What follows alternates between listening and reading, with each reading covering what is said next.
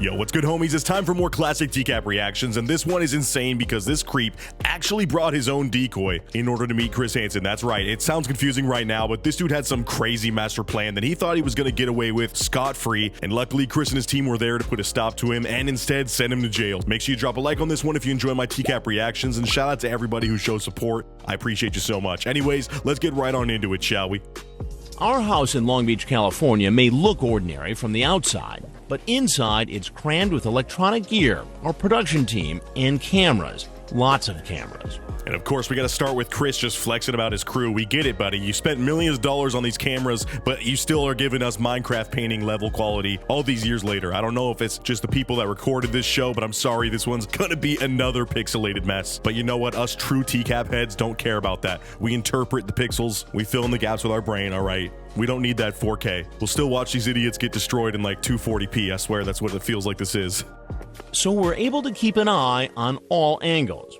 And it's a good thing. We were expecting this man, Maruf Farouk, to show up. Oh god, and this is Maruf, our creep today. I don't know why though, he looks like the Chad meme. Like, something about this jawline, beard, and hair combo is just ridiculous. I would not be surprised if this dude was catfishing or something, but yeah, apparently he's trying to meet up with somebody who is half his age, bro. This dude is just an absolute monster, but it sounds like he has some strategy up his sleeve that he's gonna incorporate somebody else in this somehow. I'm still confused on what it means by him bringing his own decoy, but I am ready to see this unfold.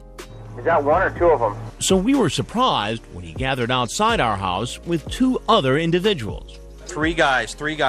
So yeah, this dude pulls up and 3 people hop out of the car. That is honestly terrifying. I don't know how this hasn't happened more often because it feels like, you know, these creeps would run in packs like this. But yeah, apparently all 3 of these dudes are here to meet this decoy. I don't know if they're all going to enter at the same time, but I do know that the security team right now has to be absolutely just crapping their pants because that is a lot of risks at once. Already it's scary doing a sting when it's one guy showing up. You don't know what he's going to do when he gets caught or exposed. You know, these guys oftentimes have nothing to lose. So when it's 3 people who are maybe all in on the same plan, that is just terrifying to think about. So hopefully they handle this well, or else this could go sideways very quickly. Farouk and another man stay outside and send in this young man. Want to pour me some drinks?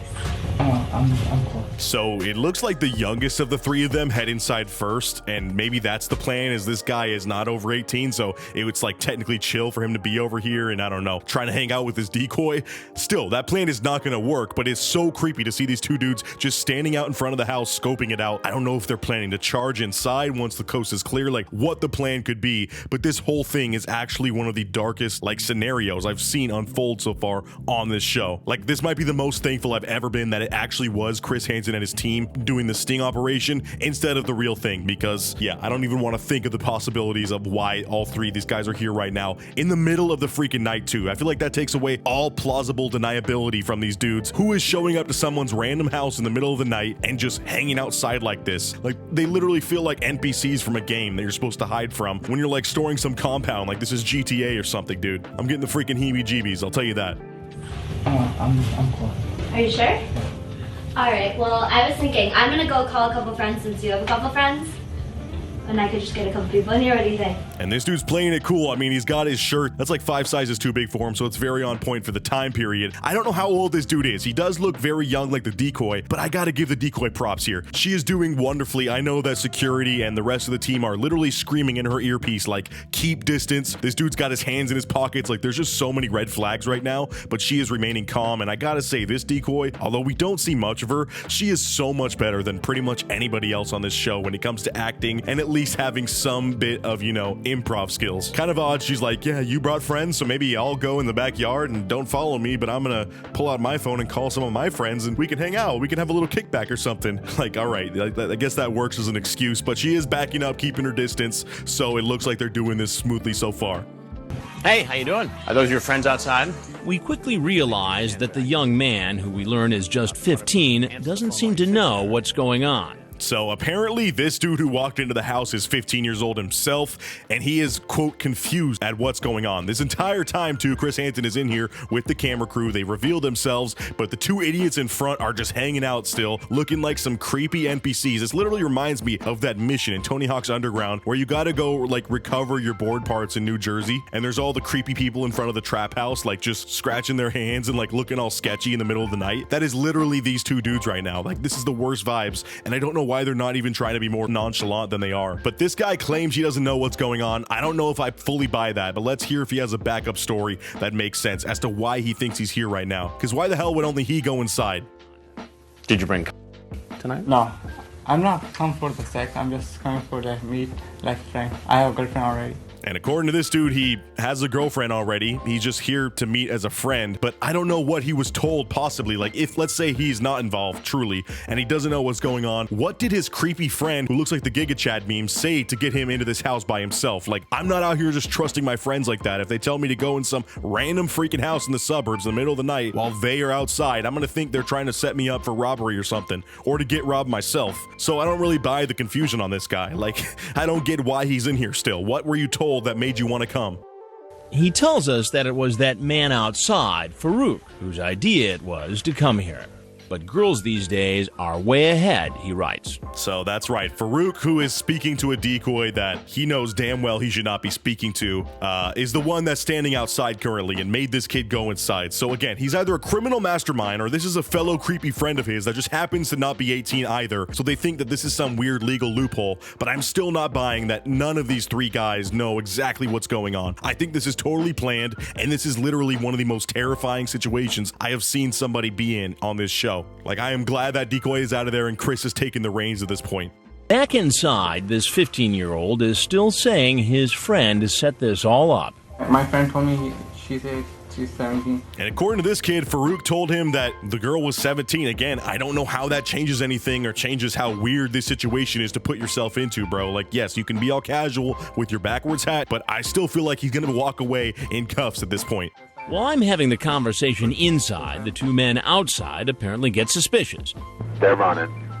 They're taking off. They leave their friend inside. So the other two try to skedaddle and leave their friend, which also shows that they know something sketchy's going on because he's literally like, hey, let's leave, let's leave, let's leave. And then as soon as they do, they got lasers on their chests from the tasers and the flashlights are coming out. And thankfully, these two get arrested. So I hope that we are about to find out what the hell this weird situation is and what they thought they were going to accomplish today. You know, why don't you do me a favor? Your friend's outside? Yeah. Why don't you go get him and tell him I'd like to talk to him? Oh yeah. Okay. Alright, lobby's please put your hands up. Take your hands up. Oh my God, and Chris does this kid dirty. He says, hey, you know your friends? I need you to go outside and talk to him. Meanwhile, he knows they've been arrested already, and this is just the way to get this dude out into the freaking courtyard so that they can arrest him as well. That is savage. So yeah, this kid walks out and gets arrested, and it's time for them to all fess up to what the hell's been going on. It's only after he's arrested, too, that the police begin to sort out what happened. The 15-year-old is released and isn't charged with a crime. So the kid that walked in is not charged with a crime. Under the cops' discretion, they think that they have enough evidence to understand that maybe this Farouk guy is the main ringleader to this, and he kind of led these other two guys on. Still, I don't know if I buy that. Like, I am wrestling with this so much in my head, and I want to know what you guys think. If these other dudes truly could know nothing going into this and be like, oh, this is totally normal. My friend just wants to go to this house in the middle of the night and stake it out, and like, I'll go inside to meet this random girl who's supposed to be my age. Like, I do not buy it. I'm sorry. And the other man who accompanied Farouk also tells the police he didn't know what was going on. Later, police also release him. And apparently the third dude, who is not the guy who was chatting in the logs, not the Giga Chad, he also gets let go. So both these guys were able to produce enough evidence that they did not know what's going on, that the cops believe them. That is just crazy to me. I feel like there's no way to explain why otherwise you would go along with this plan unless you knew what the plan was from the get-go. He was the one that masterminded this plan. The other two individuals didn't really know everything that was going on. They knew they were going to meet a girl. So apparently these guys knew they were going to meet a girl, which is still so creepy to say, but they apparently didn't know the true age of what this girl was supposed to be. So the main guy, Maruf Farouk, is the one that got locked up, or at least charged for this. And I went over to his Wikipedia page where it says his partners, of course, were not charged due to a lack of evidence of intent, but Farouk himself was sentenced to 3 years probation and a year of counseling for assault. So he did end up being deported apparently, but it's unknown if this was in connection with this charge. I'm guessing this had to do something with it, or this dude was just being a menace over here and just finally got caught and deported. But that is a crazy story. This is one of the most wild, although short episodes I have seen of TCAP. I'm surprised I did not react to it already, but let me know what you thought down in the comments below on this one. I definitely want to know what you guys think about these other two. That's the part that is really troubling me. Do you think that they knew and they were just going along with it, or are they truly in the dark and they didn't know what they were doing and just trusted their friend blindly? I don't know if I buy that. Anyways, as always, I'll catch you guys in the next video. Thank you so much for watching till the very end. Shout out to the Grim Squad, and as always, I'll catch you guys in the next one. Until next time, peace out.